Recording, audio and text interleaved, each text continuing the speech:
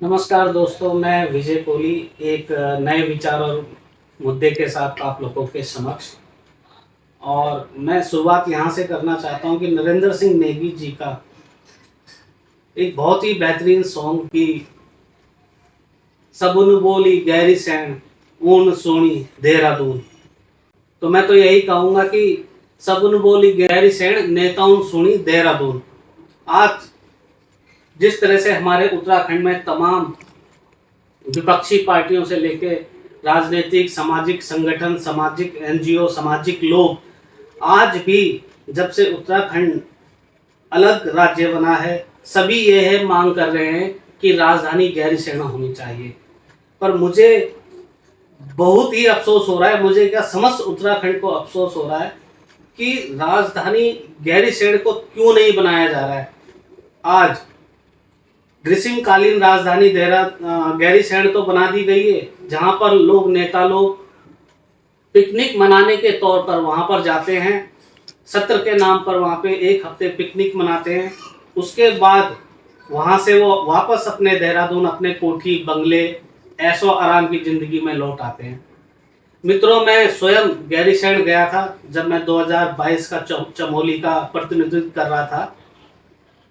तो मैं पहली बार जब मैं देखा तो मेरी आंखें फटी की फटी रह गई। मैं चौंक गया और एकदम से निशब्द हो गया कि हजारों करोड़ का जो प्रोजेक्ट था, वहां पे बिल्डिंगें जो थी जिसमें विधायक आवास, विधानसभा भवन, सब चीज थी। वीआईपीओ के ठहरने के लिए जगह, अच्छे कमरे, मैंने सब कुछ देखा था वहां पे।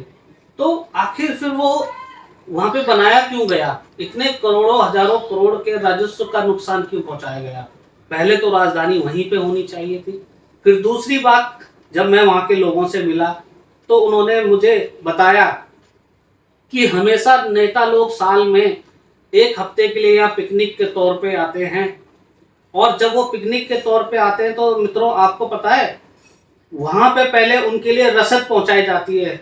कई ट्रक आते हैं वहां पे, उनका खाना पानी, फाइल, उनके फाइलों को लेके आता है, पानी आता है, उनका कोल्ड ड्रिंक आती है, उनके लिए मटन चिकन न जाने क्या क्या चीजें पहले सुविधाएं आती है। उनके बाद नेता वहां पहुंचते हैं। फिर नेता वहां से चले जाते हैं। उनके बाद जो उनकी फाइलें, उनका जो काम, जो उनका तामझाम है, उनको लेके ट्रकों के माध्यम से फिर दोबारा उनको देहरादून शिफ्ट किया जाता है। मतलब आप ये लगा लीजिए कि समस्त विधानसभा ग्रीष्मकालीन राजधानी में एक हफ्ते के लिए शिफ्ट हो जाती है। उसके बाद वही देहरादून में आके फिर शिफ्ट हो जाते हैं। तो सोचिए कि इस दौरान जो हमारे पहाड़ के गरीब लोगों का, हमारा जो पैसा वहां पे लग रहा है, कितना वेस्ट जा रहा है इन नेताओं के ऊपर। ये नेता क्या ये नहीं समझ सकते कि जब हम वहां पे क्यों नहीं रह सकते, जब सारी सुविधाएं उनके लिए बना दी गई है। आज जिस उत्तराखंड का आंदोलन, जिन शहीदों ने आंदोलन में अपना बलिदान दिया, आज उनकी आत्मा भी बहुत पीड़ित होगी कि उन्होंने क्या सोचा था, क्या हुआ। आज समस्त उत्तराखंड में जहां एक ही आवाज पुरजोर तरीके से बुलंद हो रही है कि राजधानी गहरी सैण होना चाहिए, पर गहरी सैण ये नेता लोग अपनी सुविधाओं के चक्कर में वहां बनने नहीं देना चाह रहे हैं। क्यों? क्योंकि ये लोग देहरादून में बैठ के आराम फरमाते हैं, कोठी बंगला प्रॉपर्टी जोड़ते हैं और गरीबों से दूरी बनाते हैं। और जबकि ये अपने क्षेत्रों में जब रहते हैं तो बोलते हैं कि हाँ, आपका बेटा, आपका भाई, आपका ये। उसके बाद ये अपनी विधानसभाओं को अनाथ करके वहां से वापस देहरादून में रहने लग जाते हैं और देहरादून से वह निकलना नहीं चाहते हैं। हाँ, एक बात अलग है कि इनके चमचे लोग, इनके प्यादे लोग वहां पे अपने आप को विधायक का प्रतिनिधि कह के या किसी भी तरह से उनका शासन चलाते हैं। और जब कोई बहुत बड़ा कांड या मुद्दा हो जाता है तब जाके वहां पे माननीय गण अपनी अपनी विधानसभाओं में पहुंच जाते हैं। तो दोस्तों, इतना खर्चा क्यों? इतना मतलब कि इन लोगों पे इतना खर्चा हमारे उत्तराखंड के लोग क्यों उठाएं? क्यों नहीं ये अपनी विधानसभाओं में रहते हैं? और दूसरी बात ये मैं फिर कहूंगा कि राजधानी गहरी सैण होनी चाहिए, जिसके लिए आंदोलन हुआ, जिसके लिए लोगों ने अपनी कुर्बानी दी, बलिदान दिया। कई लोगों का तो उस बलिदान में अता पता तक नहीं है कि कहाँ वो लापता हो गए। आज भी वह अपनी गुमनामी की मौत उनको मिली हुई है, बस सरकारी आंकड़े और फाइल में उनको मृत घोषित कर दिया गया है। क्या सरकार ने कभी इस बारे में छानबीन की कि वो लोग कहाँ हैं, जीवित भी हैं कि नहीं? ये तो अभी दूसरा मुद्दा है जिसका जिक्र मैं अपनी अगली वीडियो में करूंगा। पर मैं ये कहना चाहता हूं कि जब समक्ष उत्तराखंड की एक ही मांग है कि राजधानी को गैरीसैंण को राजधानी बनाया जाए, तो ये देहरादून से ये नेता मंत्रीगण निकलना क्यों नहीं चाहते हैं? मेरी तो समझ में नहीं आ रहा। मेरी समझ में क्या, समस्त उत्तराखंड की समझ में नहीं आ रहा। आज आपने देख ही रहे कि 2 दिन से कितना बवाल मचा हुआ है। लोग वहां पे प्रदर्शन कर रहे हैं, धरना कर रहे हैं कि यहाँ पे इसको अस्थायी राजधानी बनाई जाए, पर अस्थायी राजधानी इन्होंने वहां पे बनाई हुई है।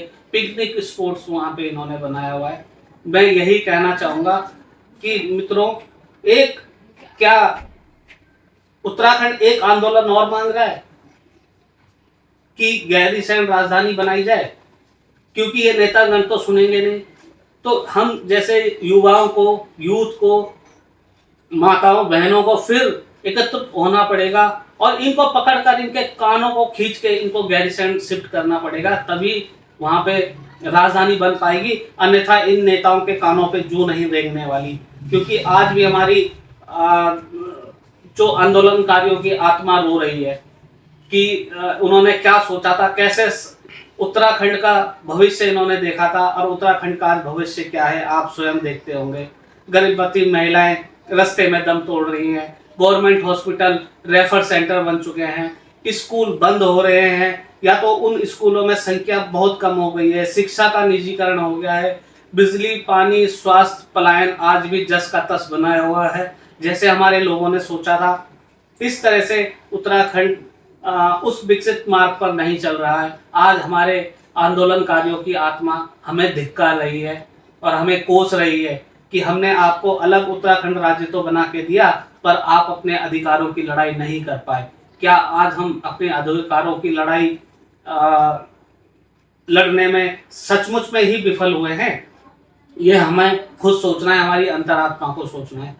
मैं पुनः कहता हूं कि एक आंदोलन की जरूरत है और इस आंदोलन को पुरजोर तरीके से हम लोगों को उठाना होगा और एक सूत्र में एक ही मांग, सबसे पहली मांग यही होनी चाहिए कि राजधानी को, गैरीसैंण को राजधानी बनाया जाए।